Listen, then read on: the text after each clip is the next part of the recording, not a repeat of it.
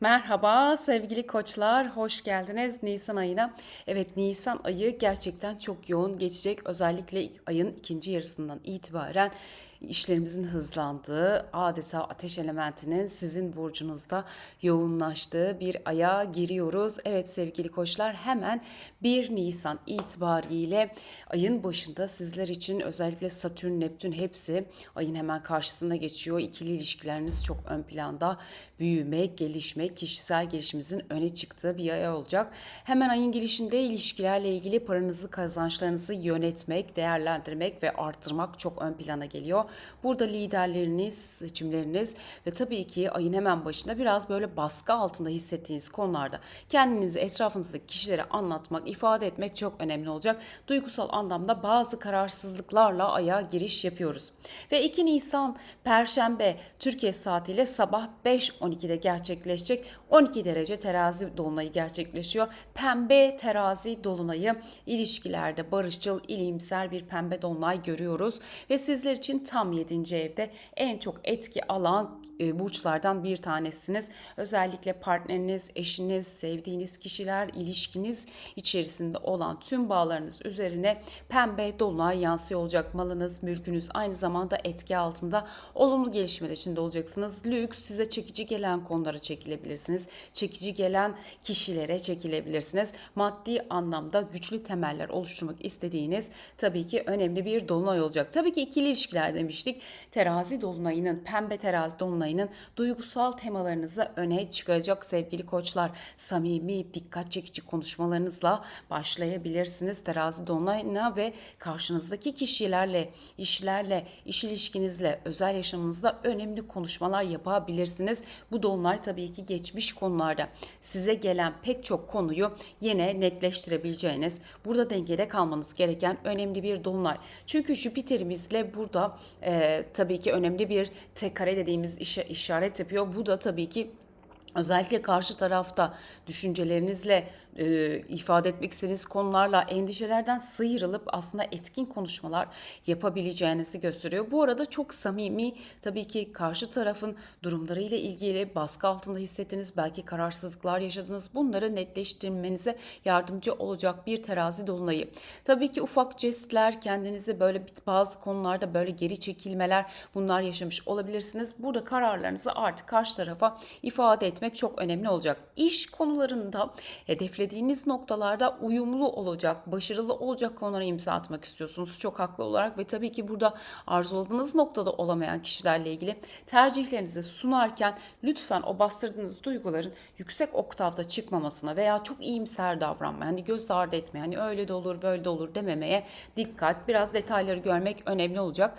Maddi konulara baktığımızda tabii ki şanslı gözüküyorsunuz sevgili koçlar. Ayın başında hedeflerinizi yükseltebilirsiniz. Sınırlarınızı zorlamadan ortaya koyabilirsiniz. Güzel bir şekilde ilerleyecek. Ancak burada geçmiş borçlar, işte banka, vergilendirmeler, bunlarla ilgili bazı iletişim trafiklerini arttırabilir. Mali durumunuzu yönetmekle ilgili çalışacak, güzel, stabil hale getireceğiniz bir terazi dolunayı.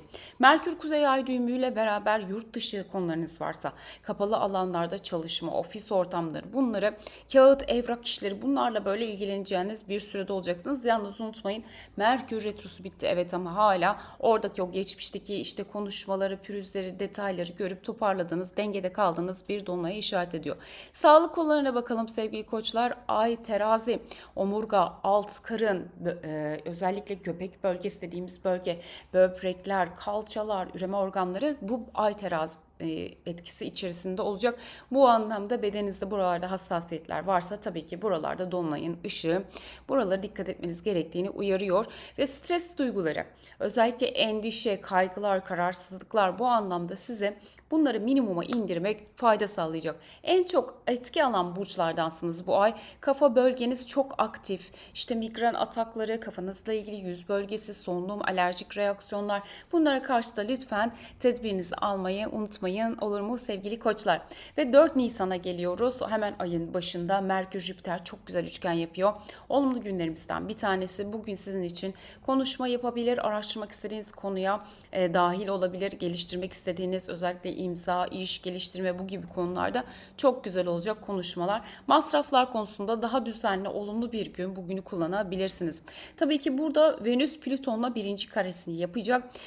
Bu da tabii ki sizin için ikili ilişkilerle ilgili, ev, gelir, gider yönetiminizle ilgili güzel bir güne işaret ediyor. Burada aynı zamanda tabii ki Venüs ikinci evinizde, para evinde, dışarıdan gelen paranızı yönetmek, daha iyi bir şekilde idame ettirmek, bu anlamda buradaki durumları görüp ilerleteceğiniz birinci karesini yapıyor. Biraz daha aslında kalıcı çözümlere doğru yöneldiğiniz, sosyal ortamınızla, cebinizdeki parayla bunları dengelediğiniz bir güne işaret ediyor.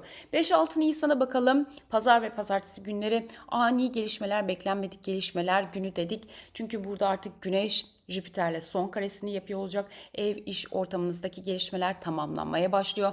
Beklediğiniz haberler, taşınmalar, yer değişiklikleri, özellikle sizin evinizin içine yansıyan o Jüpiter'in görünümüyle artık tabii ki Jüpiter ileri hareketinde kararlarınızda netlik, kira, gayrimenkul, ev, toprak işleriniz varsa bunlarla ilgili dönüşler, satışlar, belki burada kira veya kontrat bu gibi konularınızın artık tamamlandığı, daha olumlu versiyonlara doğru ilerlediği zamanlara geçiyorsunuz. Bugün 5-6 Nisan bunlarla ilgili haberler, enteresan gelişmeler olabileceğini gösteriyor. Ve 9 Nisan'a bakalım. Perşembe günü Mars artık Koç burcuna geçiyor biliyorsunuz. Sizin burcunuzda Mars ana yerinde olacak, güzel yerinde olacak. Kendinizi yönetmek, evinizi yönetmek, girişimlerinizi aktif hale çevirmek, bundan sonra hızlanacak bir sürece doğru giriyor olacaksınız. Fakat bu 9-10'a çok dikkat, tam geçiş yaptığı sıralarda. Bu sürede aceleci işler, beklenmedik başınıza böyle iyi gitmeyen durumlar, kazalar, yaralanmalar olmasına neden olabileceğini gösteriyor. Endişeye vermek istemiyorum. Fakat Uranüs de burada kritik derecelerde hareket ediyor olacak, 29 derece dediğimiz. Tabii ki bu sizin için para konuları demek. Paranızda belki masraflar, ani beklenmedik ödemeler. Tabii ki eğer bir rahatsızlığınız varsa bu sürede kendinizi desteklemek, kaza durumlarına dikkat etmek, temkinli davranmakta fayda var. Tabii ki Mars Koç sizin burcunuzda, Koç burcunda oluşuyla enerjinizi yükseltecek açık, net konuşmalar, dürüst ifadeler. Burada tabii ki Neptün'le beraber geçiş yapacak. Bunu görüyoruz. Karar verdiğiniz konuların değişmesine neden olabilir. Tabii ki evrensel, toplumsal mücadele ettiğimiz konular, bunlarla ilgili pasif, agresif çıkışlar, duygusal olarak zorlayıcı bir gün, aceleci, fevri, üstünkörü durumlara dikkat etmeniz gereken bir güne işaret ediyor. Ve 10 Nisan Cuma Mars etkileşimli günler dedik. Sizin artık burcunuzda, Koç'ta ilerleyen günlere doğru gidiyor olacağız. Mars, Neptün, Satürn pek sevdiğimiz gezegenler değil, kötücül gezegenler diyoruz. Bunlara etkileri biraz aslında vurgulu oluyor. Bu anlamda tabii ki bu günlerde biraz daha dilediğiniz gibi olmayan olaylar, belki kendinize çok yüklenmek, acil kararlar almak, bunlarla ilgili yönetici, üst, otoriter kişiler, gerginlikler yaratabilecek günlere geçiyoruz. Tabii ki birinci eviniz olduğu için çok aktif çalışacak. Lütfen bu günlerden itibaren biraz ehemmiyet edin. Biraz böyle münazaralı tartışmalara bir bakın, gerginliklere bir bakın. Siz zarar görmeyin sevgili koçlar. Burada stres yönetimi çok önemli olacak. Yüklü bir enerji geliyor. Çok kuvvetli bir enerji geliyor. Ve 13 Nisan Pazartesi Güneş Kayran kavuşumlu günler başlıyor. Koç burcunda yine yoğun sterlima doğru gidiyoruz. Tabii ki bu birinci ev demiştik sizin için. Güneş, Kayron bu anlamda çalışacak. İkili ilişkiler ve kendinizi ifade etmek yeri. Burada çok hassassınız sevgili koçlar. Liderliğiniz, girişimleriniz öne çıkarken karşınızdaki kişilerden beklenmedik tepkiler alabilirsiniz. Yine bu geçmişteki kırgınlıklar, kendinizi ifade etmek, kararlarınızın yok sayılması gibi düşünceler ve hisler yaratabilir. Burada tabii ki Kayron yaralı şifacı dediğimiz öfke ve içsel kırgınlıklarınızı kişiselleştirmeden burada ilerlemeye özen göstermek, kendinize bu alanda alan yaratabilmek çok önemli olacak. Kayron burada unutmayın, yaralı şifacı, liderliğiniz, yoluna baş koyduğunuz işleriniz, ev, aile durumlarınız, ilişkileriniz hepsiyle ilgili burada dengede kalmanız önemli. Liderliğinizi ortaya koyarken ortak payede buluştuğunuz noktalarda, ifadelerde önemli şifalanmalar, dalgalar gelecek. Tabii ki hepimizin hayatında farklı farklı cereyan ediyor. Ve 15 Nisan'da Merkür Koç burcuna geçecek. Artık birinci evinizde yoğun bir sterlium oluşuyor. Ayın ikinci yarısına doğru ilerliyoruz. Dürüst, net kararlar ortaya çıkıyor. Zekanız çok aktif, sözünü esirgemeyen, atılgan, girişken temalarınız öne çıkacak. Fakat demiştik ya, burada Merkür, Satürn, Neptün, Koç, o özellikle Mars ve Satürn'ün o birlikleriyle Neptün'le beraber burada gergin konuşmalar, etkili konuşmalar, atılgan konuşmalar, liderleriniz bir kere öne çıkacak. Fakat burada köprüleri yıkmamak, burada özellikle karşıdaki taraftan aldığınız etkilerle o duygusal yaralara çok fazla kapılmamak, uzun vadede planlar yapmak ve o kurban bilincinden çıkmak çok önemli olacak. Enerji çok yoğun çalışacak sizlerde. Şiddetli karşılaşmalar, çıkışlar, bunlara dikkat etmeniz gerekiyor. Evet, liderlik sizde olacak. Evet, baharın gelişiyle beraber çok güzel bir etkiyle ilerliyorsunuz hızlı gelişmeler içinde, ancak size her şeyin baskılamadığını, her şeyi kişiselleştirmemek gerektiğini, özellikle parada ani gelişmelere çok tepkisel davranmamak gerektiğini, lütfen dengede kalmak gerektiğini unutmayın. Evet, zorlu bir sürece doğru gidiyor olacağız ama burada sizin kararlarınız çok etkin olacak. Adeta düşüncelerinizin ve ifadenizin mimarlığını ele alıyorsunuz. Bir sorumluluk var. Ve aynı zamanda tabii ki burada çok yükselen bir enerji var. Bunu burada dengede kalmak çok önemli olacak. Özellikle Merkür Koç'a geçmesiyle sözleriniz, konuşmalarınız, görüşünüz, her şey ortaya çıkıyor olacak. Zaten saklayamayacaksınız. Çok net bir şekilde karşı taraf bunu anlıyor olacak.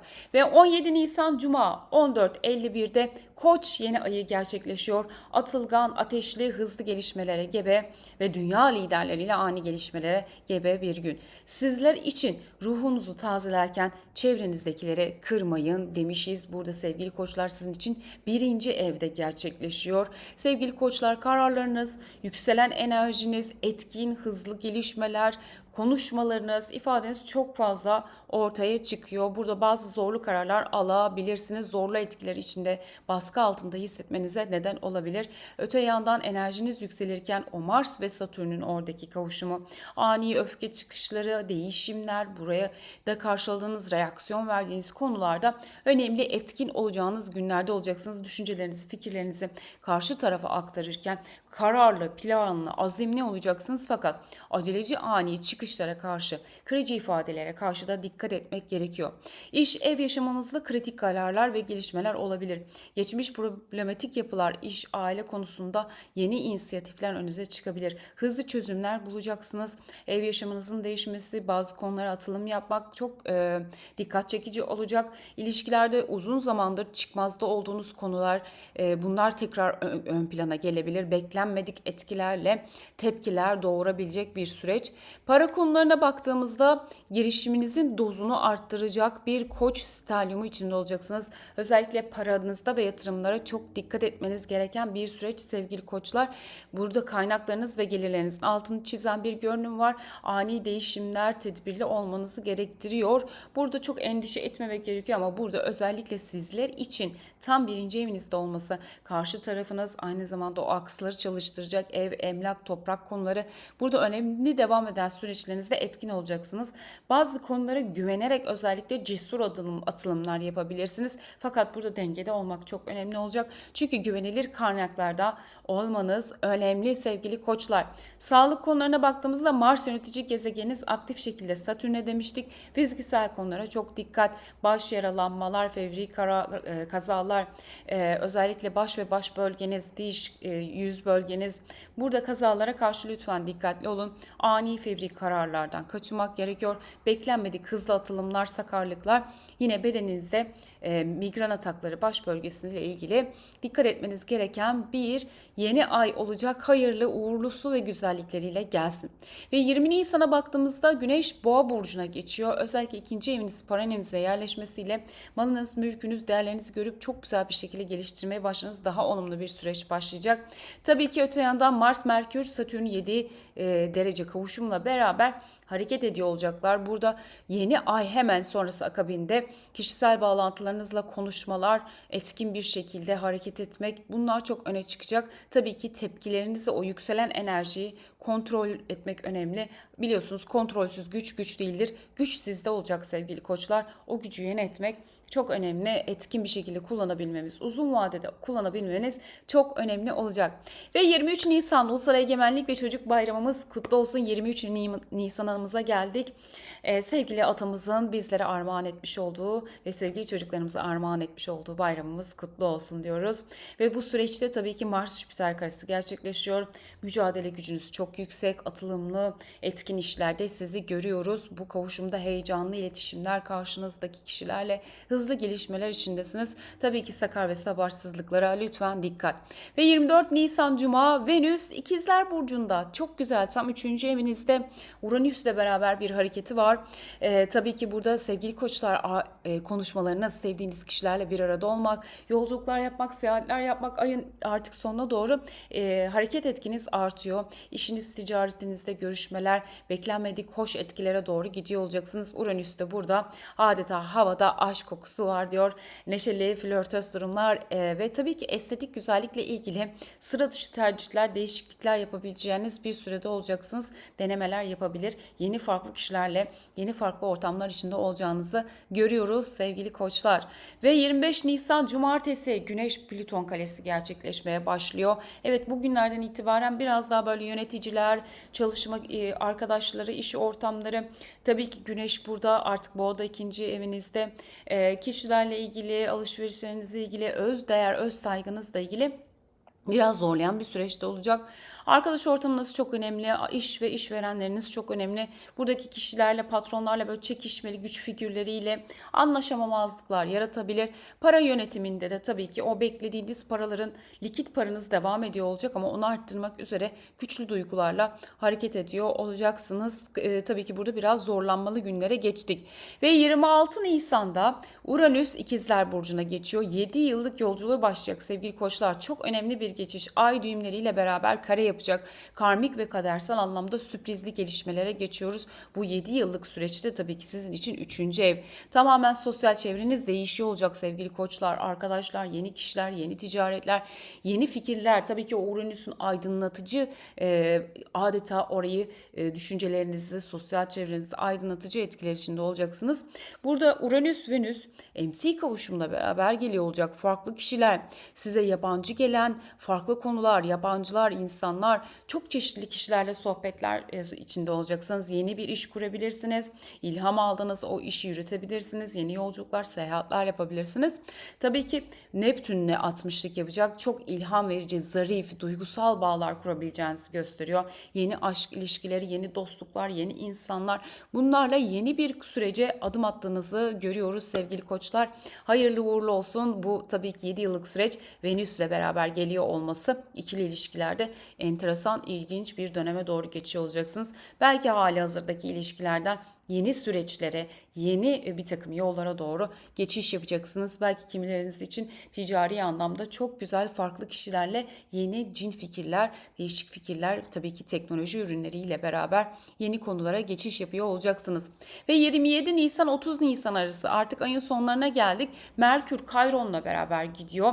Tabii ki Kayron burada yaralı şifacı demiştik. İletişimimiz, konuşmalarımız burada pek çok konuda yaralarınızı ortaya çıkartabilir. Ay sonunda özellikle kendi fikirlerinizi, özgürlüğünüzü, bağımsızlığınızı ortaya koyarken burada kırılgan ifadeler, karşı tarafla ilgili kırıcı konuşmalar, belki geçmişte size yaralayan konularla ilgili, o dil yarası dediğimiz konularla ilgili orayı şifalandıracak. Oradaki konuları, bastırılmış duyguları fark edebileceğiniz önemli bir süreç. İsyan duygunuz, dışa vurumcu yönünüz çok ortaya çıkacak demiştik bu ay ve ayın sonunda da zaten zihinsel üretkenliğiniz çok artıyor. Burada kişilerle konuşurken hani ben bunu demek istedim ve artık ben bu ifademi ortaya koyacağım dediğiniz noktada o karşı taraftaki kırgınlıklar, o sizin liderliğinizi ortaya koyarken karşı tarafın sizi anlamaması, karşı tarafla pek çok değişimi fark ettiğiniz burada önemli ipuçlarını size getiriyor olacak. Özellikle dil ile ilgili, diyaloglarla ilgili, düşüncelerle ilgili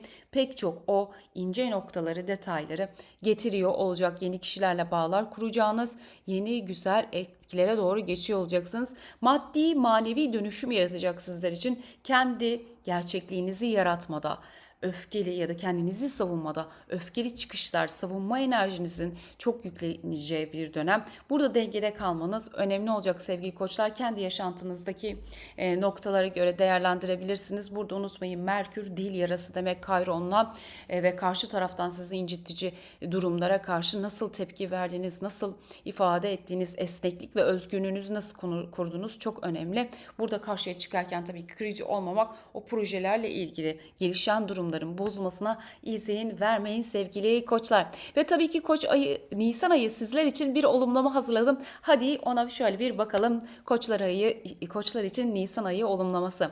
Kendi merkezimde sakin ve kararlıyım. İçimdeki ateşi yıkmak için değil, yapıcı kararlar almak için ve hayatımı güzelleştirmek için kullanıyorum. Yeni hedefleri gerçekleştirirken geçmişteki kişilerle huzurla vedalaşıyorum. Hızımı ve kararlarımı bilgelikle, kendi bilgeliğimle dengeliyorum. Güzel bir Nisan ayı diliyorum. Beni izlediğiniz için çok çok teşekkürler. Sevgi ve selamlarımla.